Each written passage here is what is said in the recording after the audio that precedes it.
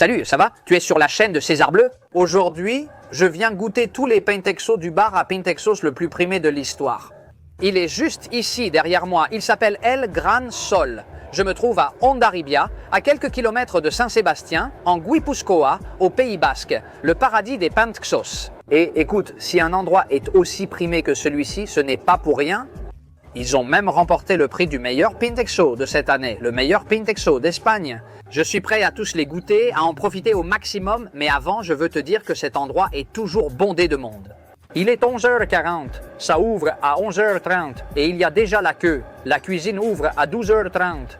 À cette heure, la file est si longue qu'il faudra sûrement attendre longtemps. Je suis venu tôt pour me creuser l'appétit jusqu'aux crampes. Maintenant, je vais rentrer voir ce qui se passe en cuisine et voir si je peux choper une table.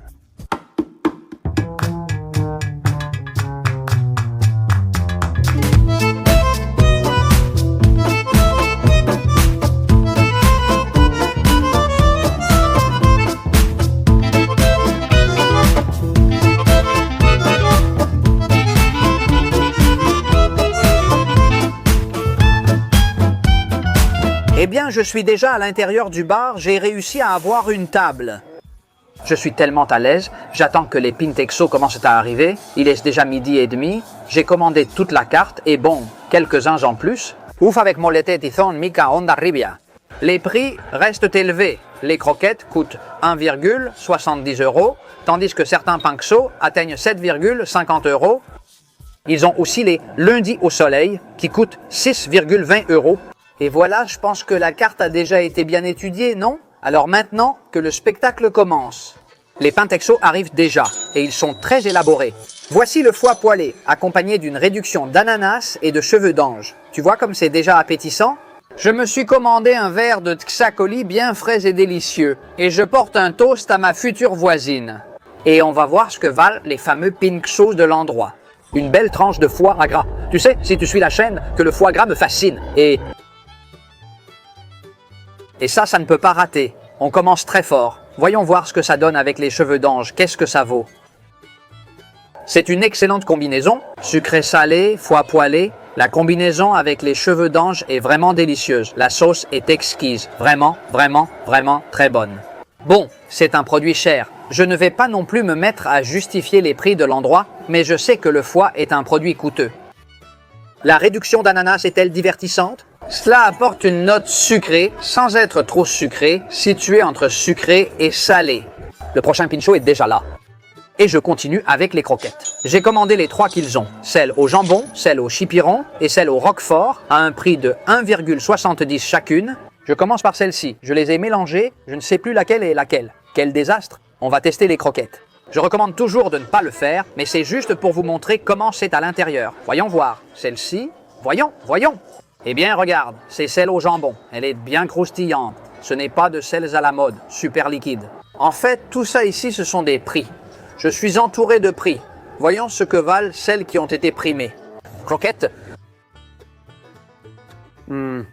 Oh, quelle chance. Ah, quelle délicieuse croquette au jambon. Très correcte en goût. Il y a des morceaux de jambon. Elle est bien croustillante. En bouche, c'est très agréable. Soyeuse, vraiment délicieuse. Je vais goûter celle au chipiron. Elle est très noire, pleine d'encre et on voit bien les morceaux de chipiron. Eh bien, elle est très bonne aussi. J'ai juste un petit reproche à faire, c'est que le bord est un peu trop épais à mon goût. Pour cette croquette, la pâte du bord semble différente de l'intérieur. Ici, tout ressemble à une pâte entourant la crème, ce qui est un peu étrange à voir ainsi. Allez, on passe à celle au roquefort, la dernière. Voyons voir. Eh bien, quelle crème. Mon Dieu, c'est incroyable. Oh, ça sent super bon. Il suffit de traverser la Ria pour être en France. Fromage français ici du côté espagnol, il est excellent. Très bon, très crémeux, très bon goût de fromage, très croustillant. C'est celui que j'ai préféré des trois, le pincho le plus légendaire du lieu, réalisé depuis 40 ans. A Esquivel est un champignon farci de mousse de fromage et de jambon ibérique. Et attention, là on dirait qu'il est fait sur mesure pour moi parce qu'il y a de l'aioli. Oh, il a vraiment l'air délicieux. Oh là là, mon Dieu! Comment il se défait? Voyons, petit champignon farci! Voyons si je vais réussir à tout manger maintenant que je les ai commandés.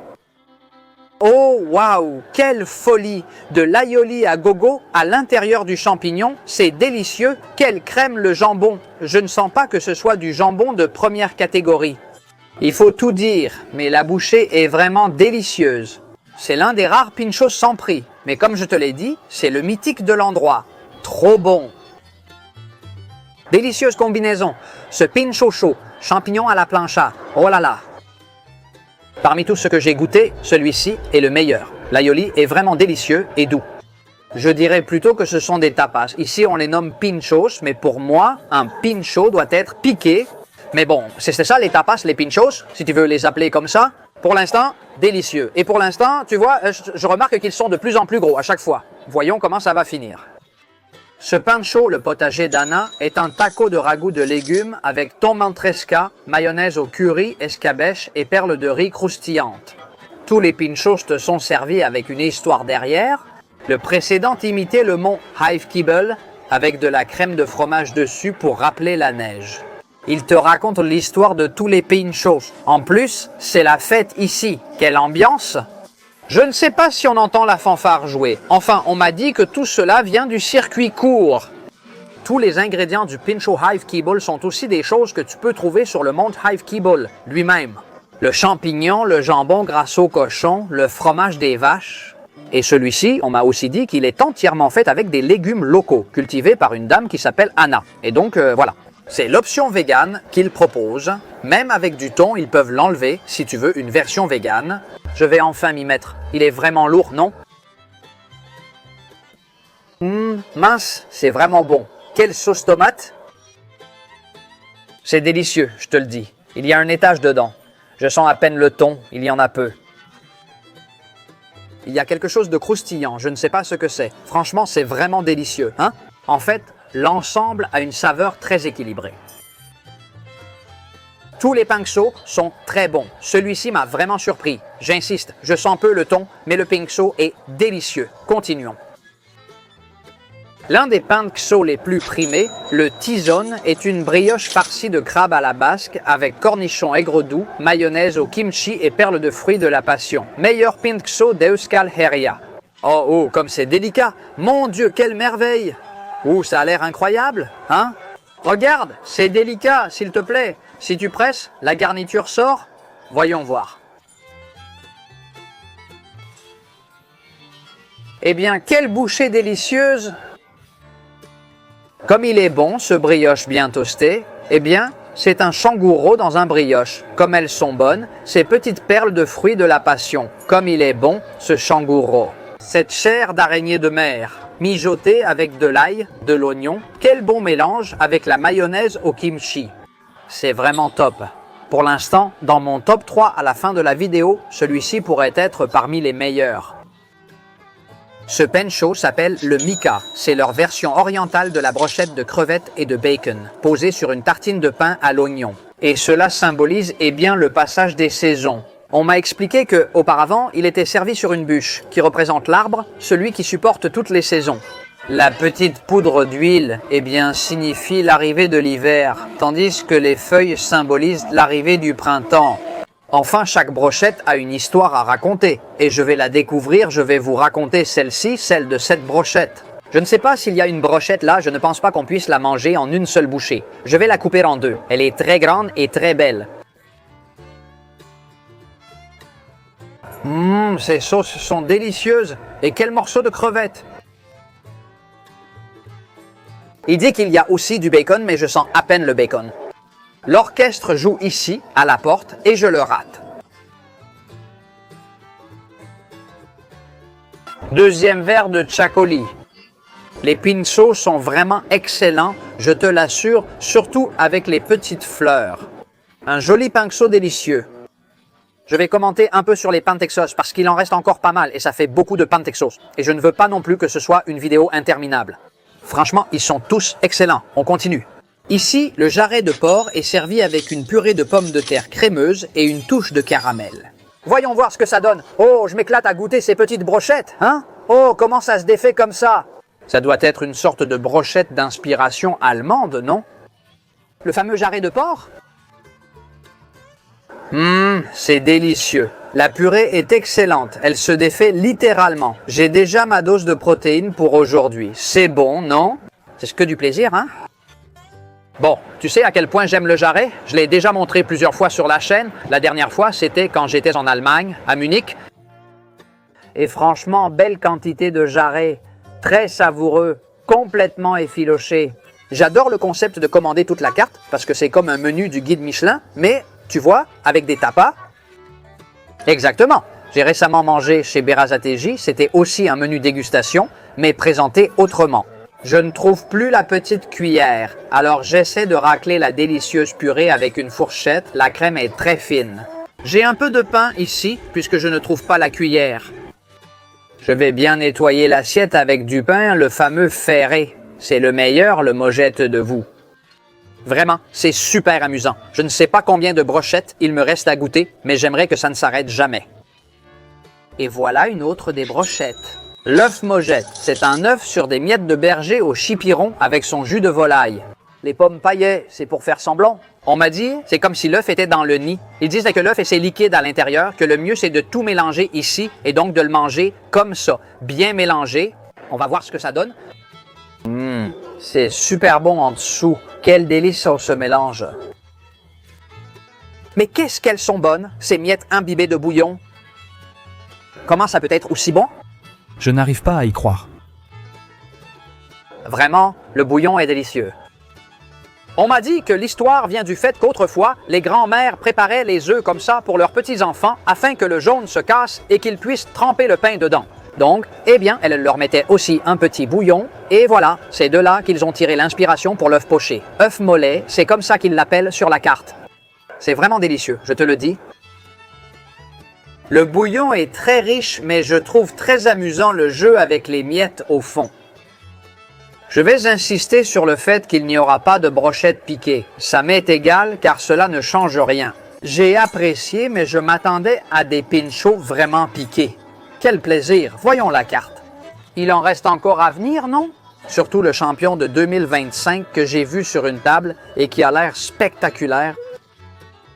Eh bien, c'est la tapa la plus importante actuellement du lieu. Elle s'appelle les Lounis au soleil. Côte de porc barbecue, cuite à basse température, avec des touches fumées. Ça ne brûle pas, on peut la prendre à la main.